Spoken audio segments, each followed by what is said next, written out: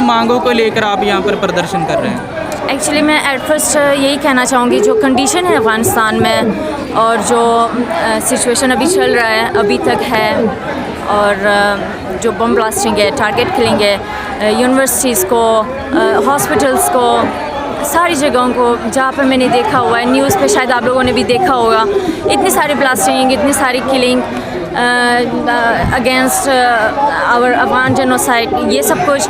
तो इन सब चीज़ों को हम देख के एक उम्मीद लेके यहाँ पे हम आए हुए थे हिंदुस्तान में, इंडिया में। I really respect this country, I am not against that, but हमारी जो कंडीशन है अफ़गानिस्तान में, वो उन सब चीज़ों को छोड़ के हम एक नई उम्मीद लेके यहाँ पे आए हुए थे। और अभी जो मैं देख रही हूँ यहाँ पे हमारी वो उम्मीदों को तोड़ा जा रहा है। हमारे लिए जो वादे किए हुए थे, तो उन सब चीज़ों को अभी तक फॉलो नहीं किया हुआ है। जो रिफ्यूजीज़ यहाँ पर है, इन सारे प्रॉब्लम्स, इन सब की प्रॉब्लम्स सेम ही है। उनको किसी किस्म की हेल्थ केयर नहीं होती, फूड सप्लाई नहीं होता, एजुकेशन सप्लाई नहीं होता, और सबसे बड़ी बात जो जनरेशन है, यंग जनरेशन स्पेशली, मैं ख़ुद अपना बात करूँ तो मैं एक कराटे प्लेयर हूँ, और यहाँ पे जैसे मैं आ गई, मैं ऐसी उम्मीद में आ गई थी कि मैं यहाँ पे खेलूँगी, इवन अगर हो भी जाए तो मैं इंटरनेशनली खेलना चाहूँगी। लेकिन यहाँ पे देख के मैं जो UNHCR ने प्रॉमिस किया हुआ था वो सब कुछ निभा नहीं रहे, और मुझे ख़ुद काम करना पड़ रहा है। अभी मुझे ख़ुद अपना घर चलाना पड़ेगा। मेरी मम्मी है साथ में, मेरी सिस्टर है, ब्रदर्स है, मेरे फादर नहीं है। तो ये सब कुछ ज़िम्मेदारी में देख के इन सब चीज़ों को अभी छोड़ चुकी हूँ। मतलब अपने कराटे को, अपनी जो टारगेट था मेरा, एक ड्रीम था मेरा, वो सब कुछ मैं छोड़ चुकी हूँ। लेकिन ये हिम्मत है मेरी, मैं कभी हारूंगी नहीं, और एक दिन ज़रूर, मतलब जो मेरी टारगेट है वो मैं अचीव भी कर लूँगी। बट जी, आप जो मांगे हैं, आपकी क्या क्या मांगे हैं जो किस लिए प्रदर्शन कर रहे हैं? हमारी मांगे, आई डोंट थिंक कि ये इतना टफ होगा। It's very simple. हमारे लिए जो प्रॉमिस किए हुए थे, जो वादे दिए हुए थे, वो उनको बस निभाना होगा। जो एजुकेशन के बारे में कहा था, जैसे हमें सपोर्ट करेंगे, और जो मेडिसिन वगैरह, हेल्थ केयर की वजह से अभी हॉस्पिटल्स में देखा जाए तो अगर हम एज ए रिफ्यूजी भी जाते हैं तो वो लोग कहते हैं कि आप हमारे लिए इंटरनेशनल पेशेंट हो। कोई हॉस्पिटल में अगर जाए तो एक कहते हैं आप इंटरनेशनल पेशेंट हो तो आपका चार्जेस इंटरनेशनली लगेगा। तो ये सब कुछ प्रॉब्लम्स जो हमें दिया कहा था, ये अभी तक है, ये सॉल्व नहीं हुआ है। रिफ्यूजीज़ कार्ड हमें दिया जाता है, वो हम दिखाते तो वो कहते हैं ये काम नहीं करेगा यहाँ पे, ये हॉस्पिटल में। आप लोगों के लिए तो और समस्या बढ़ने वाली है, क्योंकि सरकार एक कानून ऐसा ला रही है कि जो रिफ्यूजी लोग हैं, या तो उनको अपने देश जाना पड़ेगा या फिर रिफ्यूजी कैंप में रहना पड़ेगा। रिफ्यूजी कैंप एक्चुअली है ही नहीं हमारे। कानून लाने वाले आपने सुना भी होगा, और टीवी टेलीविजन। हाँ, मैंने सुना हुआ था, लेकिन इन सब चीज़ों को लेके जो अभी तक यहाँ पे अफगान रिफ्यूजीज़ हैं, वो पहले से मतलब वादे किए हुए थे। जो पहले वादे किए हुए थे उनको निभाना पड़ेगा, तभी रूल चेंज करना पड़ेगा उनको। यही हमारे रिक्वेस्ट है सरदार से। इंडियन गवर्नमेंट से क्या कहोगे, जो इस देश के हुक्मरान हैं, जो प्रधानमंत्री हैं, उनसे क्या आप मांग करना चाहोगे? उनसे मैं क्या कह सकती हूँ, मैं एक परदेश लड़की, लेकिन हमारी रिक्वेस्ट है जो हमें प्रॉमिस किए जाए थे, जो प्रॉमिस दिए हुए थे, वो प्लीज़ उनको निभा दीजिए। क्योंकि as a refugee, as a young generation मैं ख़ुद फील कर सकती हूँ कि मैं ख़ुद कितनी डिप्रेशन में थी, हालात कितनी मुश्किल थी। इन सब चीज़ों से बहुत मुश्किल है ख़ुद को खींच के वापस ले आना, नॉर्मली फील करना, सब कुछ को नॉर्मली देखना। तो ये कंडीशन पहले अफ़गानिस्तान में भी थी। हम इसी चीज़ को लेके यहाँ पे आए हुए थे कि यहाँ पे ये सब कुछ नहीं होगा, हम डिप्रेशन में और नहीं रहेंगे, हम डर में नहीं रहेंगे। लेकिन यहाँ पे अनफॉर्चुनेटली हम वही डिप्रेशन में हैं, हम अभी तक उसी डर में रह रहे हैं। क्या डिमांड लेकर आप लोग आए हुए हैं? आपकी समस्याएं दिख रही हैं कि आप रिफ्यूजी लोग हैं और आप चाहते हैं आपको सिटीजनशिप यहाँ पर मिल जाए।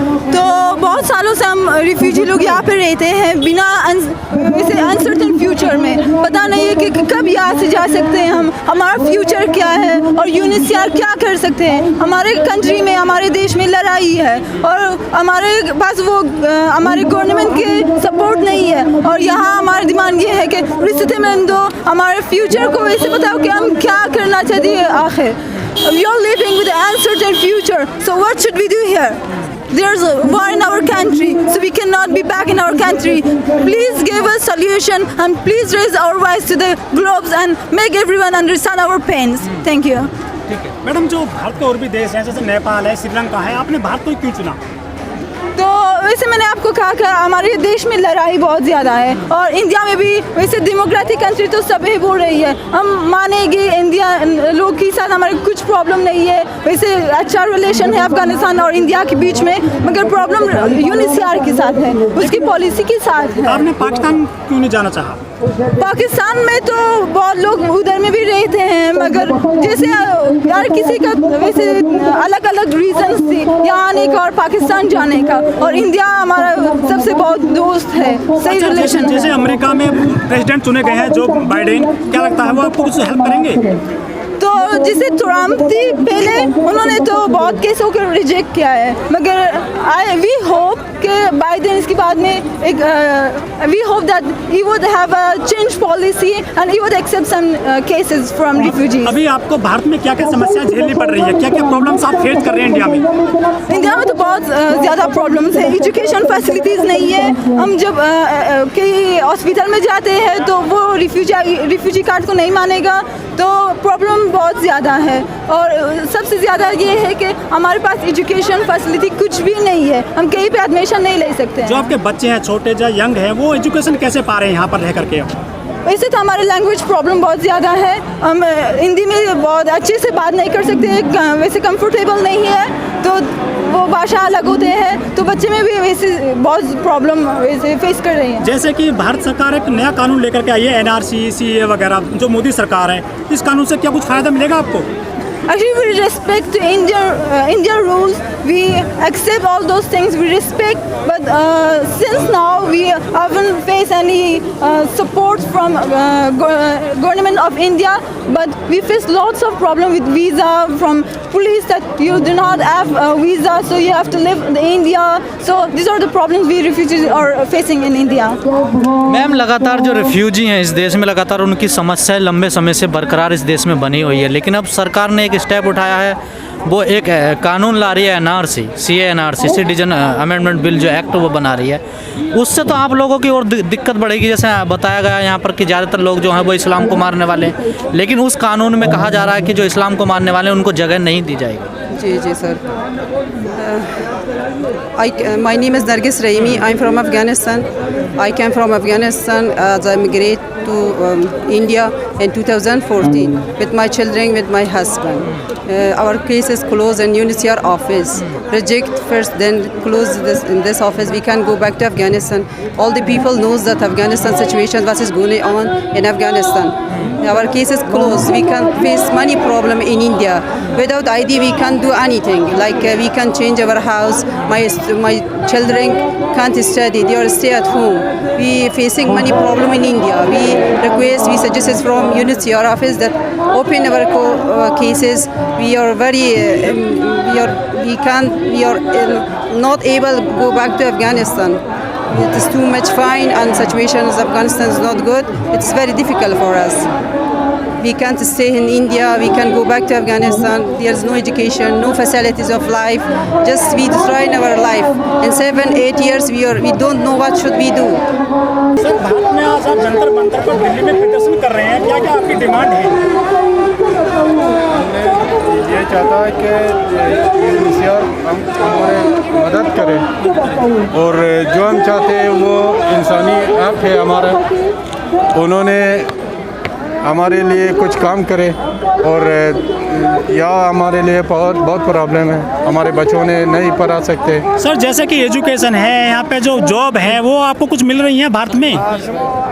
इतने ज़्यादा नहीं.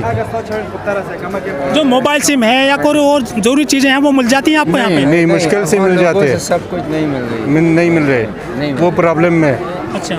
हालांकि हमने वो क्रेडिट कार्ड भी चाहिए, वो नहीं मिल रहे. सर, जैसे अमेरिका में जो प्रेसिडेंट चुने गए हैं जो बाइडेन, क्या उनसे कुछ फ़ायदा मिलेगा आपको भारत में रहने के? वो तो अभी पता नहीं, बाद में पता लगेगा. कि क्या मिलेगा क्या नहीं मिलेगा। आपको क्या क्या मुख्य समस्या झेलनी पड़ती है भारत में रहकर रिफ्यूजी के तौर पर?